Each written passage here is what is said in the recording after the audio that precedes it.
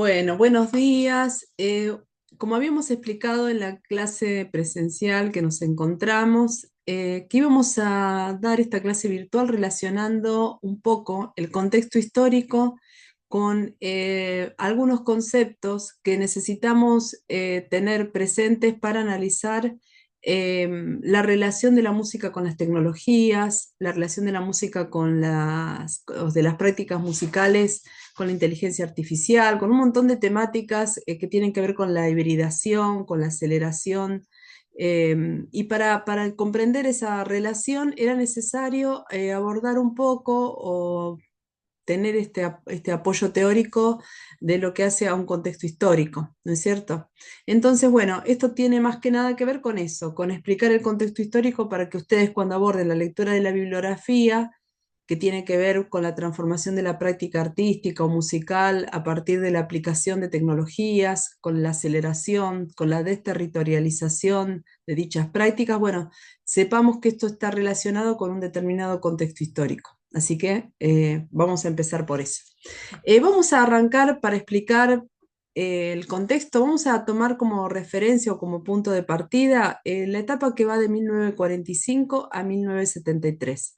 Esta etapa en alguno de los libros se llama como Edad de Oro del Capitalismo, porque es un momento de un importante auge industrial.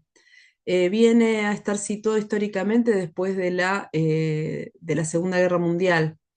En el marco geopolítico es el momento de la Guerra Fría en la cual Rusia y Estados Unidos dirimen el control sobre el mundo, ¿sí? Sobre distintos territorios y hay un enfrentamiento de ellos a través de la Guerra de Corea o de Vietnam o apoyando la Revolución cubana. No se enfrentan en forma directa, pero sí hay una instancia constante de competitividad por el espacio mundial entre estas dos potencias, Estados Unidos e Inglaterra. En ese marco de Guerra Fría, lo que hace a los modelos socioeconómicos reinantes tiene que ver con el planteo de un Estado muy fuerte, ¿sí? Es un Estado que se lo denomina a veces keynesianista, porque fue Keynes el que establecía la importancia de un Estado que regule las prácticas económicas, regule el mercado, un Estado que intervenga claramente en la economía, haciéndose cargo de unas ramas importantes de la producción y de ser garante de las condiciones del trabajador. Era un Estado que iba a proteger los derechos sociales, la organización de sindicatos, los derechos a una jubilación, a indemnización por despido, a vacaciones pagas, a salarios. Es decir, es un Estado que está en favor de la protección del sistema de seguridad de los trabajadores a la vez de ser un Estado presente en la garantización de la educación pública, de la salud pública y de intervenir él también siendo como gestor y promotor de la producción. Es un planteo también por la empresa Ford, que se denomina Fordismo, ¿no? La idea de que las fábricas eh, van a pasar de construir o de fabricar objetos de lujo a hacer una producción masiva y bajo este mismo criterio de pagar excelentes salarios a los trabajadores para que este trabajador, además de ser ciudadano, sea un ciudadano consumidor. El trabajador bien pago, en la medida que gana bien, compra, consume y promueve o estimula la producción industrial y se hace este tipo, perdón, de circuito, ¿no? De circuito económico en el cual un trabajador bien pago lo que hace es estimular la producción y bueno, esta etapa, sí, con la garantización del Estado de esta situación económica, permitía constantemente el mejoramiento y es lo que se llama una etapa de proteccionismo económico y de gran auge eh, la producción. En relación a lo anterior, me quedó aclarar el último concepto, que hay una gran promoción, no solamente en lo económico de los productos de bienes y servicios, un consumo de masas, sino que también es el auge del desarrollo de la cultura de masas. O sea, a partir de tener un gran desarrollo, la difusión de los medios de comunicación, como la radio, la televisión, también da lugar a la cultura como una mercancía que también va a estar serializada.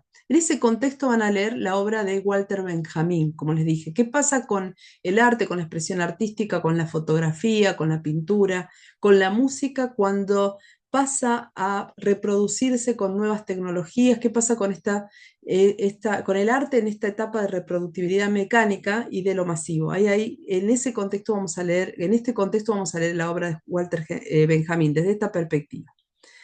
Pero esta etapa llega a su fin.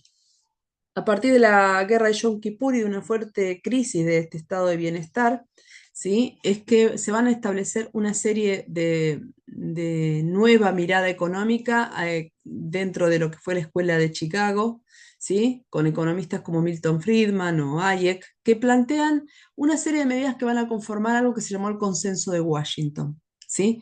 Ese consenso de Washington planteaba, más que nada, una serie de medidas que se las voy a mencionar. No las puse acá en la presentación, pero bueno, ustedes se las van a recordar. Estas medidas planteaban la flexibilización laboral, la privatización de empresas del Estado, la desregulación del mercado, o sea que se podía importar todos los productos, lo que muchas veces llevaba al quebranto de las industrias nacionales, porque si entran productos importados, no hay ninguna política proteccionista, las empresas tienden a quebrar, a despedir trabajadores y esas medidas era necesario un sistema flexibilizado para de alguna manera ahorrarse también lo que es toda la cobertura social de esos trabajadores despedidos. El proceso de endeudamiento en los países latinoamericanos se acrecienta bajo las ideas del consenso de Washington, es decir, se liberaliza totalmente los mercados, se desregula totalmente el intercambio de comercio exterior y lo que lleva a una serie de consecuencias que en general terminaron siendo una fuerte concentración del capital. Empieza a haber mayor disparidad social entre los que tienen pocos que tienen mucho y muchos que están desocupados en un estado de proletarización constante de la población. Eso se da a nivel mundial a partir de esta crisis del estado de bienestar, se establece esto que conocemos como neoliberalismo. En el caso de América Latina, yo acá lo coloqué, va a haber una suerte de experimentación en Chile, porque Chile era un país industrializado y se va a hacer como una etapa de experimentación en el cual los economistas de la escuela o sea, la escuela que llevaba adelante las medidas del Consenso de Washington se instala en la Universidad Católica de Chile y empieza a formar a los economistas chilenos y latinoamericanos en general bajo la mirada de estas ideas del Consenso de Washington, que ciertamente van en desmedro de la industria nacional y del el auge de las economías locales, ¿no? O nacionales. En el caso de América Latina, del neoliberalismo en América Latina, se desarrolló a través de tres momentos históricos, para mí, con mayor fuerza. En el caso de la Argentina, de 1976 a 1983, con las dictaduras militares, se aplicó claramente las medidas a nivel económico del Consenso de Washington, o sea, privatizaciones, desregulación del mercado, un proceso de endeudamiento que se acrecentó, ¿sí? Eso llevó, como no se pudo aplicar, porque nadie aceptaría a prima facie medidas que van en desmedro de sus derechos sociales, fue necesario instaurar esas medidas por medio de golpes de Estado que a través de la tortura, la represión, la desaparición de personas lograba imponer este modelo económico, ¿sí? O sea, no están desprendidos. Esto que ocurría a nivel económico fue necesario imponerlo a través de los golpes de Estado, ¿sí? Para restringir derechos de los trabajadores, hacer perder conciencia del valor de esos derechos y establecer una política altamente represiva de la que todavía estamos sufriendo las heridas a nivel nacional, ¿no? Pero no fue solamente eso. Después vino una etapa, si ustedes quieren, perdón, se me fue la imagen, de democracias restringidas. Serían los gobiernos especialmente de Menem, ¿sí? En el que se aplican a fondo estas medidas que cambian la estructura económica del país, que tienen que ver con un proceso de endeudamiento que continúa, la flexibilización laboral, ¿no? Que cambia la estructura de trabajo de la Argentina, generando mayor nivel de pobreza y pobreza estructural, y también la suerte de privatización. Es el momento en el que más se privatizan empresas públicas, ¿no? Que eran empresas estatales que casi se rifan o se les dan concesiones de muchas décadas a empresas privadas, acrecentando el proceso sí, de acrecentamiento de la concentración de capital en pocas manos. Una tercera instancia de aplicación del neoliberalismo son lo que se llaman las nuevas derechas, ¿no? Un poco en la Argentina tiene que ver con gobiernos neoliberales que van aplicando estas medidas, ¿no? Que van también con el discurso del achicamiento constante del Estado. Pero lo que tienen en común todos estos momentos históricos, más allá de la forma política en la que se establezcan la relación con la sociedad, ya sea por golpe de Estado o por la provocación o la promoción de determinados consensos, es más o menos el tipo de política económica que lleva adelante que va en desmedro de los derechos de los trabajadores. Bueno, acá les puse un chiste de Mafalda, ¿no? Dice, no tengo por qué obedecer a nadie, mamá, yo soy un presidente. Dice, y yo soy el Banco Mundial, el Club de París y el Fondo Monetario Internacional. ¿Por qué? Porque estos organismos de préstamo de dinero, de dólares a los países latinoamericanos, lo que hizo fue llevar al endeudamiento progresivo de estos países y así mantener el control sobre esos países, ¿no? Entonces, esto da cuenta que estos organismos son más que el poder que puede tener un Estado nacional porque los van controlando a partir del acrecentamiento de la deuda. Cuando un presidente se endeuda, lo que hace es aumentar el control sobre los recursos y ese país. Bien, estamos en una etapa donde hay como un auge, un resurgir de nuevas derechas, ¿no? A partir de los años 70. Y la principal consecuencia es la concentración progresiva y atroz de capital en manos de unos pocos que pone en riesgo la humanidad. Hace muchos pensadores, como se los dije en la clase, piensan en la etapa del antropoceno, una etapa de deshumanización muy grande de esta acumulación de capital que lleva a que muy poco porcentaje de personas concentre la riqueza a nivel mundial y los muy muchos estén sumidos en la precariedad y en la pobreza, no solamente en la Argentina, sino también en el resto del mundo. Puse esta frase, mundialización de la perversidad, porque esto es muy perverso, ¿no? Un sistema en el que constantemente se enriquezcan los mismos, ¿no? Yo les daba en la clase el ejemplo de la posesión del agua en cuatro empresas importantes, hay un libro que habla de eso, ¿no? Nestlé, Coca-Cola, Pepsi y Danone. Entonces hay una cosa de perversidad, de constante globalización de este sistema de desigualdad constante, ¿sí? Eh, y mundialización de la perversidad habla Milton Santos, que es un geógrafo que analiza el tema del neoliberalismo con bastante certeza. Bien, acá les pongo imágenes de lo que implica a nivel mundial este sistema de constante acrecentación de capital. ¿Qué es una pregunta importante para que lo podamos relacionar con algunos conceptos que tienen que ver con la práctica del arte y de las músicas, ¿no?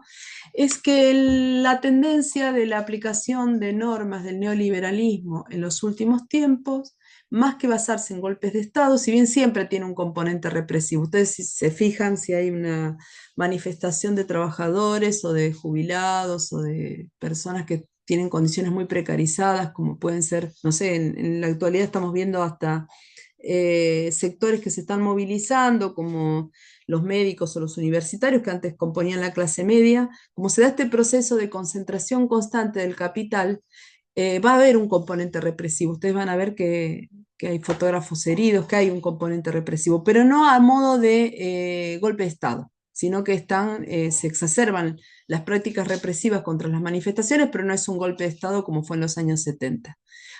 Van a encontrar que sí hay una política en los gobiernos neoliberales de construir consenso, porque las personas terminan votando gobiernos que llevan a un proceso de concentración de capital. O sea, te van a decir, te voy a bajar el salario, te voy a flexibilizar, todo, y hay un gran poder de convencimiento. Hay muchos artilugios y artimañas que tienen que ver con el diseño, con el marketing, a partir del cual se produce un convencimiento y se construye consenso de una manera muy particular. ¿Por qué le prestamos atención a esta pregunta? Y porque tiene que ver con las herramientas, con los medios que tienen que ver con lo artístico, con el diseño, con algo, entonces, con las hegemonías que se construyen a partir de las expresiones musicales también, así como también a partir del arte también se construye la contrahegemonía. Pero bueno, es para pensar esta pregunta porque precisamente estamos pensando algo que tiene que ver con el arte y la cultura y la música. ¿Por qué?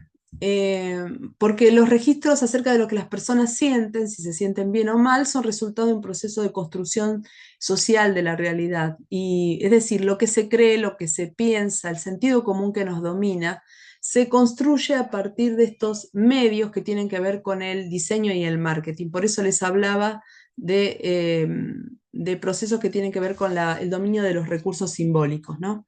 No es solamente a través de la fuerza, no hay ningún sistema que permanezca en el tiempo que solo sea fuerza y violencia institucional, sino que es importante cómo se construye el consenso. En general van a ver, vamos a ver en clase, les pongo estas palabritas para que sea introductorio a lo que vamos a ver en la próxima clase, lo que es la doctrina del shock y la relación con el neoliberalismo. Es decir, para la aplicación de normas, perdón, de un modelo neoliberal necesitan tener poblaciones disminuidas emocionalmente, con algún temor, y ese temor, el generar ese temor genera una oportunidad para aplicar medidas económicas que van en desmedro de los derechos. ¿Sí? Acá vamos a repasar los conceptos que tienen que ver con el neoliberalismo.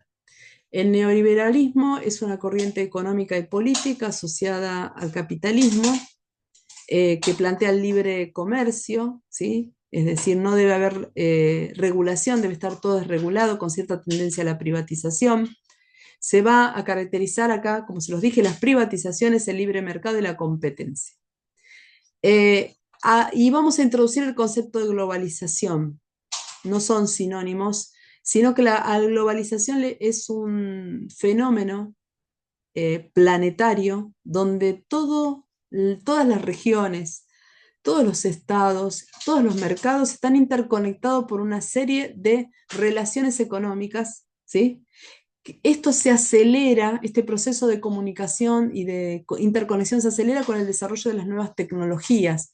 Hay una mayor disponibilidad de bienes y servicios gracias a este nivel de interconexión a nivel global.